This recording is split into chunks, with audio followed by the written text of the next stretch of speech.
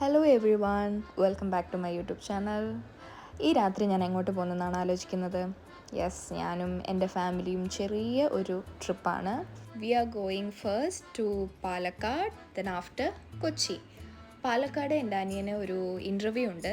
ഒരു ഇൻ്റർവ്യൂ അല്ല, 2 ഇൻ്റർവ്യൂ ഉണ്ട്. അപ്പോൾ അതാണ് നമ്മുടെ ഫസ്റ്റ് പരിപാടി. സോ പാലക്കാടുള്ള അവൻ്റെ ഇൻ്റർവ്യൂ കഴിഞ്ഞതിന് ശേഷം നേരെ കൊച്ചിയിലേക്കാണ് നമ്മൾ പോകുന്നത്. കൊച്ചിയിൽ എനിക്ക് എൻ്റെ ഒരു ഷോ ഉണ്ട്, Surya TV special Onam special ഷോയാണത്. സോ അത് കൊച്ചിയിൽ വെച്ചാണ് നടക്കുന്നത്. അപ്പോൾ ഈ 2 പരിപാടികളും കൂടെ ഒരുമിച്ചങ്ങ് തീർക്കാലോ എന്ന് വിചാരിച്ചിട്ടാണ് ഇറങ്ങിയത്. അപ്പോൾ നൈറ്റ് നമ്മളൊരു 1 o'clock 2 o'clock ആ സമയത്തൊക്കെ ആയപ്പോഴത്തേനും നമ്മൾ ഇറങ്ങി.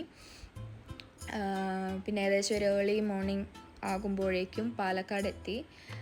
ബട്ട് ഒരുപാട് സ്ഥലങ്ങളൊന്നും ഞാൻ അങ്ങനെ കണ്ടില്ല. ഞാൻ നല്ല ക്ഷീണത്തിലായിരുന്നു. കയറിയപ്പോൾ തന്നെ ഞാൻ നല്ല ഉറക്കം പിടിച്ചിരിക്കുന്ന മൂഡായിരുന്നു. അവരാരും അങ്ങനെ ഉറങ്ങിയിട്ടില്ല.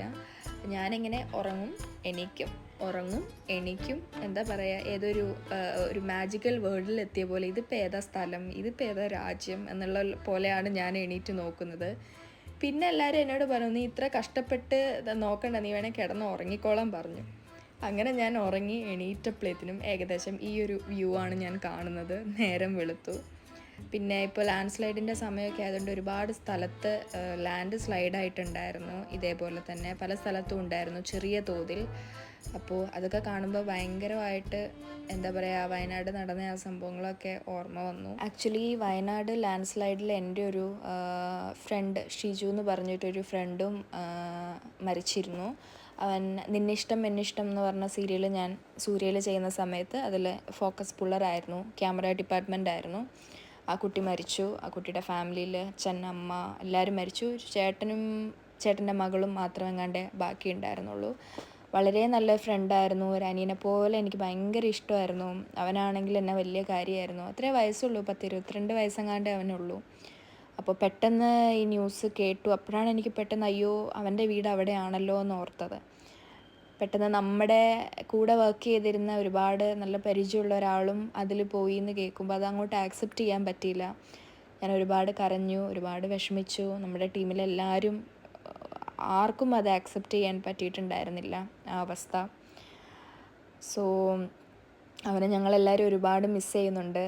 അപ്പോൾ അവൻ മരിക്കുന്നതിൻ്റെ ഒരു 3-4 ദിവസം മുന്നേ കൂടെ എനിക്ക് ഇൻസ്റ്റാഗ്രാമിൽ മെസ്സേജ് അയച്ചിട്ടുണ്ടായിരുന്നു, ചേച്ചി എവിടെയാണ്, എന്തെടുക്കാമെന്നൊക്കെ ചോദിച്ചിട്ട്. അപ്പോൾ അതൊക്കെ ഓർക്കുമ്പോൾ അവൻ്റെ പഴയ മെസ്സേജൊക്കെ നോക്കുമ്പോൾ അത് നമുക്ക് എന്താ പറയുക, നോ വേർഡ്സ്. ആ ഒരു പെയിൻ എക്സ്പ്ലെയിൻ ചെയ്യാൻ പറ്റില്ല ഒരിക്കലും. സോ നമ്മൾ നമ്മുടെ യാത്രയിലേക്ക് കടക്കാം. സോ എൻ്റെ അനിയൻ പാലക്കാട് യുവക്ഷേത്ര കോളേജിലാണ് കേട്ടോ പഠിച്ചത്. ഹോട്ടൽ മാനേജ്മെൻ്റ് ആണ് അവൻ പഠിച്ചത്. ഇപ്പോൾ പഠിച്ച് കഴിഞ്ഞു. സോ ഇപ്പോൾ ജോബിന് വേണ്ടിയുള്ള ഇൻ്റർവ്യൂസാണ്. അത് കോളേജിൽ വെച്ച് തന്നെയാണ്, അവർ തന്നെ നടത്തുന്ന ഇൻ്റർവ്യൂസാണ്. സോ ഇപ്പോൾ കുറച്ച് ഇൻ്റർവ്യൂസൊക്കെ അറ്റൻഡ് ചെയ്തു. ഇനിയിപ്പോൾ വരുന്ന ഓരോരോ ഇൻ്റർവ്യൂസായിട്ട് അവൻ ചെയ്തുകൊണ്ടിരിക്കുന്നുണ്ട്. അപ്പോൾ പലപ്പോഴും ഇൻ്റർവ്യൂസ് വരുമ്പോൾ അവൻ തന്നെയാണ് പോകാറ്. അവൻ ഒറ്റയ്ക്ക് പോയിട്ട് അറ്റൻഡ് ചെയ്തിട്ട് വരാറാണ് പതിവ്. ബട്ട് ഇതിപ്പോൾ എനിക്ക് ഈ ഷോ കൂടി ഉള്ളത് കൊണ്ടാണ് ഓക്കെ, നമ്മൾ എന്തായാലും ഷോയ്ക്ക് പോകണമല്ലോ, അപ്പോൾ അതുകൊണ്ട് എല്ലാവരും ഒരുമിച്ച് ഈ 2 വർക്കും കൂടെ കഴിഞ്ഞിട്ട് ഒരുമിച്ച് വരാമെന്ന് വിചാരിച്ചത്. പാലക്കാട് എനിക്ക് പേഴ്സണലി ഭയങ്കര ഇഷ്ടമുള്ളൊരു പ്ലേസാണ്. ബിക്കോസ് നമ്മൾ ഈ റീൽസിലാണെങ്കിലും ഫോട്ടോസിലാണെങ്കിലും ഒരുപാട് നല്ല നല്ല പ്രകൃതി രമണീയമായ സ്ഥലങ്ങളാണല്ലോ പാലക്കാട് കൂടുതലും ഉള്ളത്. ബട്ട് ഞാനങ്ങനെ ഒന്നും കണ്ടിട്ടില്ല. ബട്ട് എനിക്ക് പാലക്കാട് റൂട്ടൊക്കെ ഭയങ്കര ഇഷ്ടമാണ്. നല്ലൊരു ഭംഗിയുള്ള സ്ഥലങ്ങളാണല്ലോ കൂടുതലും. അപ്പോൾ അതുകൊണ്ട് ആ പോകുന്ന വഴികളൊക്കെ എനിക്ക് ഭയങ്കര ഇഷ്ടമാണ്. അപ്പോൾ എന്തെങ്കിലും ഒരു ട്രിപ്പ് പോലെ വരണം പാലക്കാടിലേക്ക്, ഒരുപാട് സ്ഥലങ്ങൾ കാണാൻ വേണ്ടിയിട്ട്. അമ്മയ്ക്കാണെങ്കിലും അമ്മയുടെ ലിസ്റ്റിൽ ഒരുപാട് സ്ഥലങ്ങളുണ്ടായിരുന്നു. എൻ്റെ അമ്മയ്ക്ക് ചെടിപ്രാന്താണല്ലോ, ഭയങ്കര ചെടിപ്രാന്താണ്. അപ്പോൾ അതുകൊണ്ട് മണ്ണുത്തി സംതിങ് എന്തോ പറയുന്നുണ്ടായിരുന്നു, എനിക്കറിയില്ല അതിൻ്റെ കറക്റ്റ് പേര്. മണ്ണുത്തി എന്നാന്ന് തോന്നുന്നു. മണ്ണുത്തി പോയിട്ട് അവിടെ ചെടികളൊക്കെ നോക്കണം എന്നൊക്കെ പറഞ്ഞ് ഭയങ്കര ആഗ്രഹമൊക്കെ ആയിരുന്നു. ബട്ട് എന്താ പറയുക, ഇൻ്റർവ്യൂ ഒക്കെ കഴിഞ്ഞപ്പോൾ നമുക്ക് ലേറ്റായി, അതുകൊണ്ട് എവിടെയും അങ്ങനെ പോകാൻ പറ്റിയില്ല. പിന്നെ നമ്മൾ ബ്രേക്ക്ഫാസ്റ്റ് കഴിക്കാൻ ഒരു ഹോട്ടലിൽ നിർത്തി. നമ്മളെല്ലാവരും ബ്രേക്ക്ഫാസ്റ്റ് കഴിച്ചു. ബ്രേക്ക്ഫാസ്റ്റൊക്കെ നമ്മൾ വേഗം കഴിച്ചതിന് ശേഷം വേഗം തിരിച്ചു വിട്ടോ, കാരണം അവന് ഫ്രഷപ്പൊക്കെ ആയിട്ട് പോകാൻ ടൈം വേണമല്ലോ. അപ്പോൾ അങ്ങനെ പോയി വേഗം ഫ്രഷപ്പായി ഞങ്ങളെല്ലാവരും റെഡിയായി നേരെ ഞങ്ങൾ കോളേജിലേക്ക് വിട്ടു. So this is the college, Yuvakshetra college. അപ്പോൾ ഞങ്ങളായിരുന്നു കുറച്ച് നേരത്തെ വന്നിട്ടുണ്ടായിരുന്നത്, അവൻ്റെ ഫ്രണ്ട്സ് ആരും എത്തിയിട്ടുണ്ടായിരുന്നില്ല, എല്ലാവരും വരുന്നതേ ഉള്ളൂ. അപ്പോൾ അതുകൊണ്ട് നമ്മളവിടെ വണ്ടി നിർത്തിയിട്ട് ഞങ്ങൾ കുറച്ച് റെസ്റ്റ് എടുത്തു, കുറച്ച് നേരം കിടന്നുറങ്ങുകയൊക്കെ ചെയ്തു. അങ്ങനെ നമ്മൾ കുറച്ച് നേരം വെയിറ്റ് ചെയ്തപ്പോൾ തന്നെ എൻ്റെ അനിയൻ്റെ ഒരു ഫ്രണ്ട് വന്നു. സോ ദിസ് ഈസ് രാഹുൽ, അവൻ്റെ ഫ്രണ്ടാണ്. സോ ഓരോ കുട്ടികൾ വന്ന് തുടങ്ങുന്നതേ ഉള്ളൂ.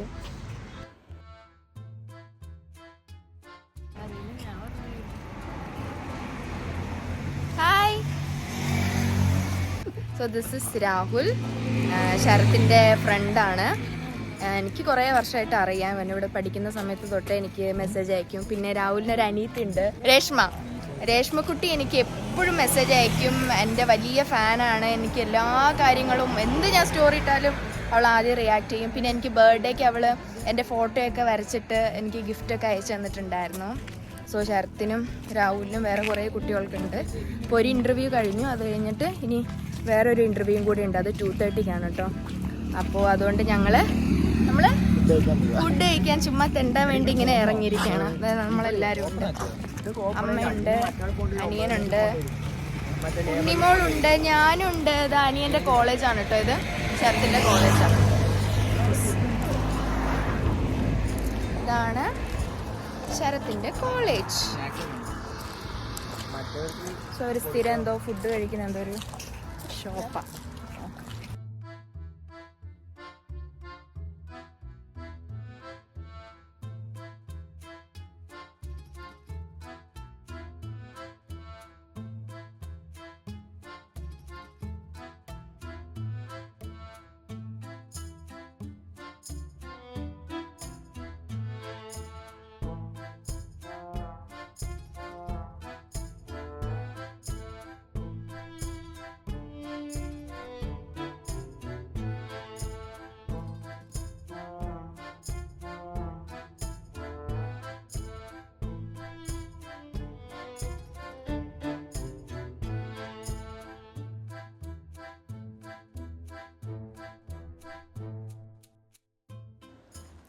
അങ്ങനെ ഒരു 5:30 ഒക്കെ ആയപ്പോഴത്തേനും ബ്രദറിൻ്റെ ഇൻ്റർവ്യൂ കാര്യങ്ങളൊക്കെ കഴിഞ്ഞു കേട്ടോ.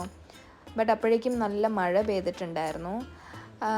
തൊട്ടപ്പുറത്തെ കാറിൽ അനിയൻ്റെ കുറച്ച് ഫ്രണ്ട്സാണ്.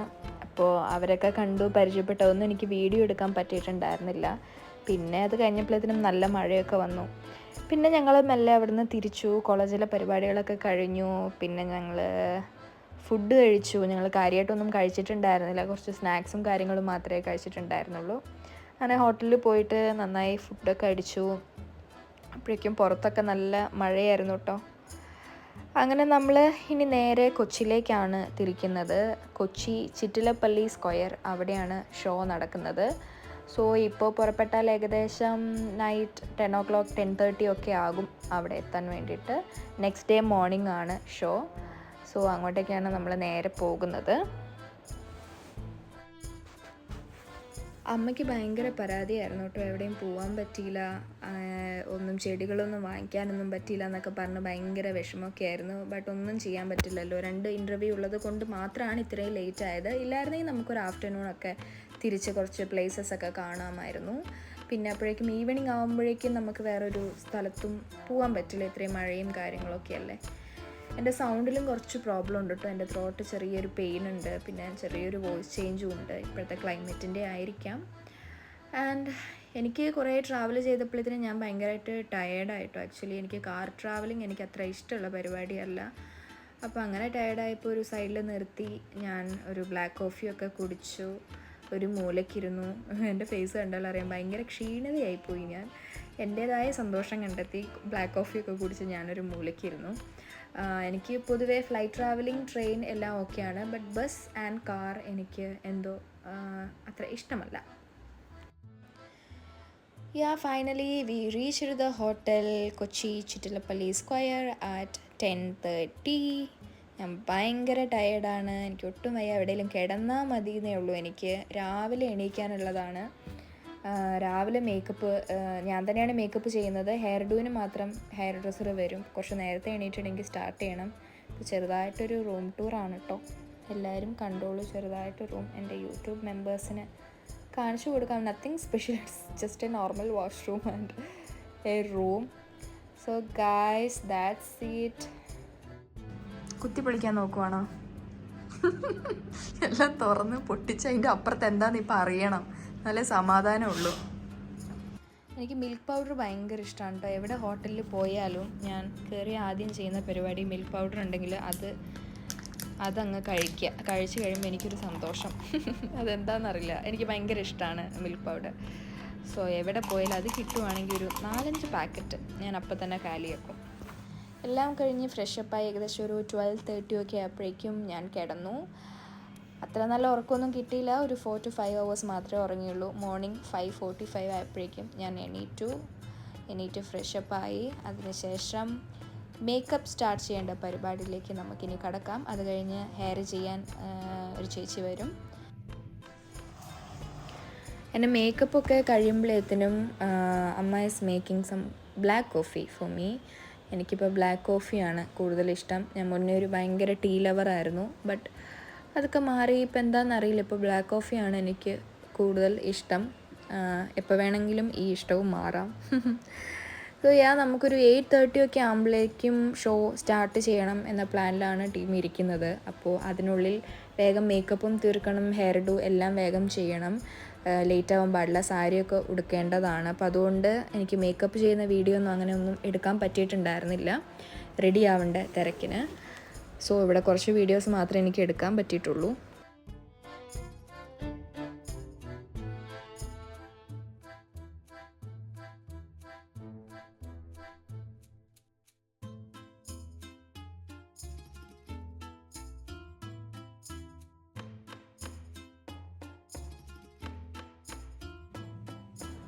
So this is my sari.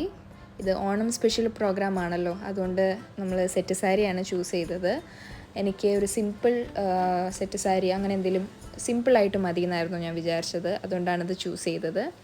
അങ്ങനെ മേക്കപ്പ് കഴിഞ്ഞ് സാരിയും ഉടുത്ത് അത് കഴിഞ്ഞപ്പോഴത്തേനും ഹെയർ ഡ്രസ്സർ വന്നു. അങ്ങനെ നമ്മൾ നമ്മുടെ ഹെയർ ഡു സ്റ്റാർട്ട് ചെയ്തിരിക്കുകയാണ്.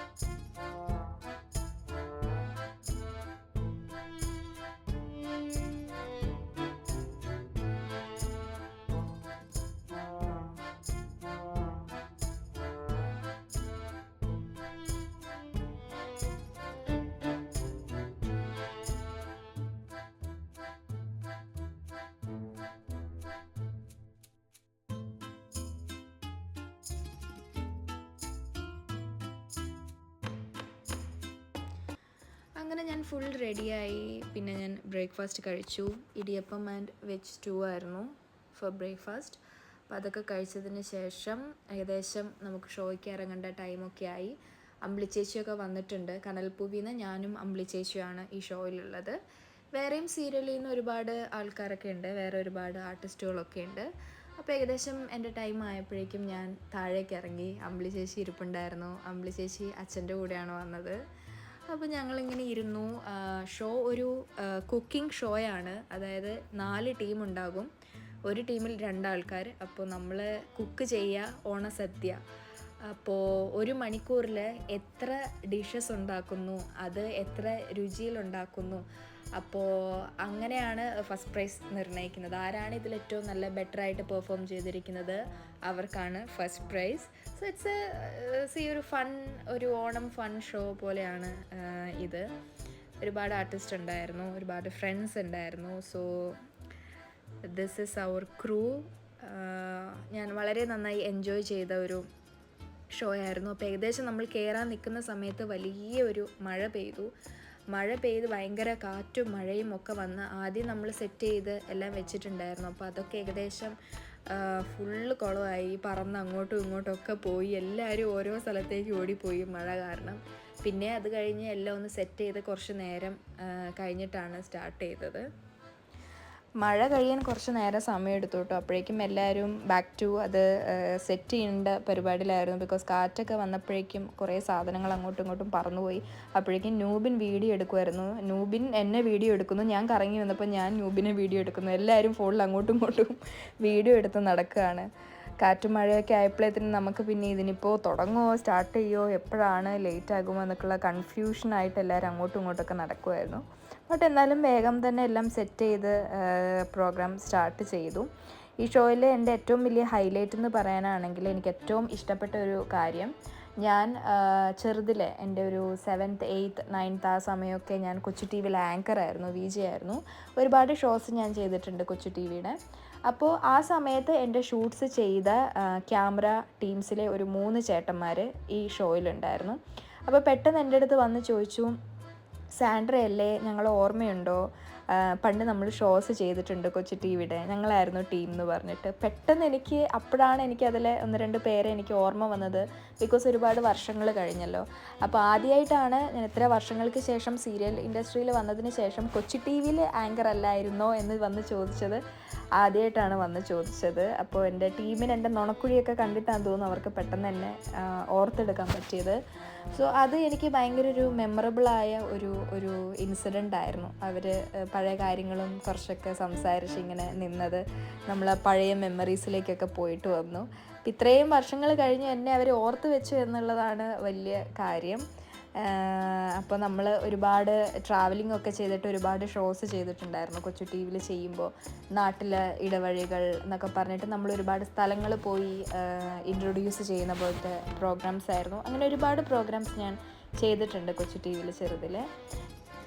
ദെൻ നമ്മുടെ ഷോ തുടങ്ങി. അലീന പടിക്കലായിരുന്നു ആങ്കറായിട്ടുണ്ടായിരുന്നത്. വേറൊരു ചേട്ടൻ കൂടി ഉണ്ടായിരുന്നു, ആളുടെ പേര് എനിക്ക് ഓർമ്മയില്ല കേട്ടോ. പിന്നെ അതുപോലെ തന്നെ മാവേലിയായിട്ട് ഒരു പുള്ളി വന്നിട്ടുണ്ടായിരുന്നു. ഭയങ്കര കോമഡി ആയിരുന്നു, ഡാൻസും കാര്യങ്ങളൊക്കെ ആയിരുന്നു. ഞാൻ അമ്പിളിച്ചേച്ചി ശരിക്കും എൻജോയ് ചെയ്തു. സോ ഈ ഷോ എന്ന് പറഞ്ഞാൽ കുക്കിംഗ് ആണ്. ഒരുപാട് ഡിഷസ് ഉണ്ടാക്കുക 1 hourൽ. അപ്പോൾ ഒരു 5 minutes മാത്രമേ നമുക്ക് ടൈം തരൂ. ഫസ്റ്റ് ആദ്യം സാധനങ്ങൾ ഇൻഗ്രീഡിയൻസ് എടുക്കാൻ വേണ്ടിയിട്ട്. അപ്പോൾ ആദ്യം ഞങ്ങൾ ഓൾറെഡി പ്ലാനൊക്കെ ചെയ്തിട്ടുണ്ടായിരുന്നു, നമുക്ക് അതാക്കാം ഇതാക്കാം എന്നൊക്കെ പറഞ്ഞിട്ട്. അമ്പിളിച്ചേച്ചിക്കും കുക്കിങ്ങിൽ വലിയ ഐഡിയ ഇല്ല, എനിക്ക് പിന്നെ കുക്കിങ്ങിൽ 0 ഐഡിയ ആണ്. അപ്പോൾ അതുകൊണ്ട് തന്നെ എന്തൊക്കെ സാധനങ്ങൾ വേണമെന്ന് പോലും എനിക്ക് ആക്ച്വലി അറിയത്തില്ലായിരുന്നു. അപ്പോൾ ആദ്യത്തെ 5 minutes വേഗം ഒരുപാട് സാധനങ്ങൾ എടുത്തു. ബട്ട് പായസമൊക്കെ ഉണ്ടാക്കാമെന്നൊക്കെ പ്ലാനിലായിരുന്നു. പക്ഷെ ഞങ്ങളെടുത്തതിൽ പായസത്തിന് പഞ്ചസാര എടുത്തില്ല, തോരനാണെങ്കിൽ സവാള എടുത്തില്ല, ശർക്കര എടുത്തില്ല. ഇതുപോലെ വേണ്ടപ്പെട്ട ഒരു സാധനങ്ങളും ഞാനും അമ്പിളിച്ചേച്ചി എടുത്തില്ല. ബട്ട് അതിൽ കുറച്ച് ഗെയിംസ് ഒക്കെ തരും. അതിൻ്റെ ഗ്രേസ് മാർക്കിൽ ഞങ്ങൾ പോയി കുറച്ച് സാധനങ്ങളൊക്കെ കളക്ട് ചെയ്ത് ഉണ്ടാക്കി. അമ്പിളിച്ചേച്ചി കൂടുതലും രസത്തിലായിരുന്നു കോൺസെൻട്രേറ്റ് ചെയ്തത്. അങ്ങനെ രസത്തിൽ കോൺസെൻട്രേറ്റ് ചെയ്തു. പക്ഷേ അവസാനം രസത്തിൽ ഉപ്പിടാൻ മറന്നുപോയി അമ്പിളിച്ചേച്ചി. അതേപോലെ തന്നെ ഞാൻ തട്ടിക്കൂട്ടി കുറേ എണ്ണയൊക്കെ കൂടുതലായിട്ട് ഒഴിച്ച് എന്തോ ഒരു ക്യാബേജും കൊണ്ട് ഒരു ഡിഷ് ഉണ്ടാക്കി. അത് കൊള്ളാമെന്ന് ഷെഫ് പറഞ്ഞു. എനിക്ക് അറ്റാക്ക് വരുന്ന പോലെ തോന്നി. അങ്ങനെ മൊത്തത്തിൽ ഞങ്ങൾ മൊത്തം കുളമായ ഒരു സദ്യയാണ് അവിടെ പ്രിപ്പയർ ചെയ്തത്. അങ്ങനെ ഞങ്ങൾക്കാണ് ലാസ്റ്റ് പ്രൈസ് കിട്ടിയത്. 4 പേരിൽ ലാസ്റ്റ് പ്രൈസ് എനിക്ക് അമ്പിളി ചേച്ചിക്കായിരുന്നു. കാരണം ഞങ്ങളത് എക്സ്പെക്റ്റ് ചെയ്തിട്ട് തന്നെയാണ് പോയത്. ഞങ്ങൾക്ക് 2 പേർക്കും ഒരു കുന്തവും അറിയില്ല. അപ്പോൾ അങ്ങനെ ലാസ്റ്റ് പ്രൈസ് ഞങ്ങൾക്കാണ് കിട്ടിയത്. ഞങ്ങൾക്ക് ഒരു ഗിഫ്റ്റൊക്കെ ഉണ്ടായിരുന്നു, ഒരു പാനായിരുന്നു കേട്ടോ ഗിഫ്റ്റായിട്ട് കിട്ടിയത്. അങ്ങനെ വേറെ ടീ പൗഡർ, അങ്ങനെ ഒരുപാട് ഗിഫ്റ്റ്സ് ഉണ്ടായിരുന്നു. പിന്നെ ഞങ്ങൾക്ക് അതുപോലെ ചോക്ലേറ്റ് ഉണ്ടായിരുന്നു ഗിഫ്റ്റിന്. അങ്ങനെ നല്ലൊരു ഷോ ആയിരുന്നു. It was A fun show. അങ്ങനെ നമ്മൾ ഷോ എല്ലാം കഴിഞ്ഞ് ഡ്രസ് ചേഞ്ച് ഒക്കെ ചെയ്തിട്ട് നമ്മൾ ഇറങ്ങാനുള്ള പരിപാടിയായി. അപ്പോഴേക്കും നമ്മുടെ ഷോയിൽ ഉണ്ടായിരുന്ന ഷെഫ് ഉണ്ടായിരുന്നു, അത് ചിറ്റിലപ്പള്ളി സ്ക്വയറിലെ ഷെഫ് തന്നെയാണ്. അപ്പോൾ എന്നെ ബ്രദർ കൂട്ടാൻ വന്നിട്ടുണ്ടായിരുന്നു. അപ്പോൾ ബ്രദറും ഷെഫാണല്ലോ, അപ്പോൾ അതുകൊണ്ട് ഷെഫ് ഒരുപാട് കാര്യങ്ങളൊക്കെ ചോദിച്ചു. കുറേ ഡൗട്ട്സൊക്കെ ഉള്ളത് അനിയനും ചോദിച്ചു. അങ്ങനെ അത് അവരുടെ ഒരു കോൺവെർസേഷൻ വേൾഡ് ആയിരുന്നു. അപ്പോൾ അതൊക്കെ കഴിഞ്ഞ് നമ്മൾ ഇപ്പോൾ പുറപ്പെടാനുള്ള പ്ലാനിലാണ്.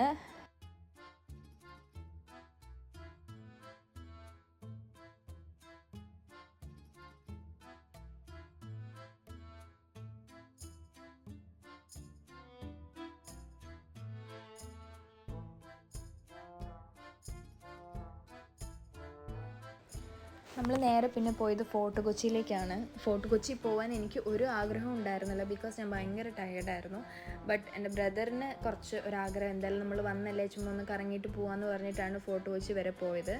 അവിടെ പോയി ഞങ്ങളൊരു സമൂസ, ലൈം ജ്യൂസൊക്കെ കഴിച്ച് മടങ്ങി. പിന്നെ ഓൺ ദ വേ വരുമ്പോൾ ഇന്ത്യൻ കോഫി ഹൗസ് കണ്ടു. Indian coffee house is my favourite. അവിടുത്തെ കോഫി എനിക്ക് ഭയങ്കര ഇഷ്ടമാണ്. അപ്പം ഞങ്ങൾ നേരെ പോയി ഓരോ കോഫിയൊക്കെ കുടിച്ചു. അത് കഴിഞ്ഞ് നമ്മൾ വരുന്ന വഴിക്ക് നല്ല ഫ്രഷ് ഫിഷ് ഉണ്ടായിരുന്നു. സോ അമ്മ ഒരുപാട് മീനൊക്കെ വാങ്ങിച്ചു. ട്രിവാൻഡ്രം പോകുന്ന ഞങ്ങൾക്ക് ഇവിടുന്നേ അമ്മ ഫിഷ് വാങ്ങിയിട്ടാണ് പോകുന്നത്. അതെന്തിനാണെന്ന് ചോദിച്ചാൽ ഞങ്ങൾക്കറിയില്ല. അവിടെയും ഫിഷ് കിട്ടും, ഇവിടെയും ഫിഷ് കിട്ടും. പിന്നെ എന്തിനാണ് ഇവിടുന്നേ വാങ്ങിച്ചുകൊണ്ട് കൊണ്ടുപോകുന്നതെന്ന് അറിയില്ല. ബട്ട് അമ്മയ്ക്ക് ഫിഷ് ഭയങ്കര ഇഷ്ടം എന്നല്ല, കാണുമ്പോൾ വാങ്ങാനൊരു ഭയങ്കര ഒരു കൊതിയാണ് ഫിഷൊക്കെ കാണുമ്പോൾ. അപ്പോൾ അങ്ങനെ വാങ്ങിച്ചു. പിന്നെ നമ്മൾ ഡിന്നർ കഴിച്ചു. ഞാൻ ദോശയാണ് കേട്ടോ കഴിച്ചത്. Masala dosa and 1 mango shake. So I hope എല്ലാവർക്കും ഈ വീഡിയോ ഇഷ്ടപ്പെട്ടെന്ന് വിചാരിക്കുന്നു. ഇതുപോലെ എപ്പോഴെങ്കിലും ഞാൻ ഇതുപോലെയൊക്കെ വീഡിയോ ഇടുമ്പോൾ വീണ്ടും നമുക്ക് കാണാം. എല്ലാവരും എൻ്റെ വീഡിയോസ് കാണുക. ഞാൻ റെഗുലറായിട്ട് വീഡിയോ പോസ്റ്റ് ചെയ്യുന്ന ആളല്ല, വല്ലപ്പോഴും മോഡുണ്ടെങ്കിൽ മാത്രം വീഡിയോസ് പോസ്റ്റ് ചെയ്യുന്ന ഒരാളാണ്. സോ എല്ലാവരും ഇനി ഇടുന്ന വീഡിയോസ് കാണുക. Okay, thanks for watching. Bye bye.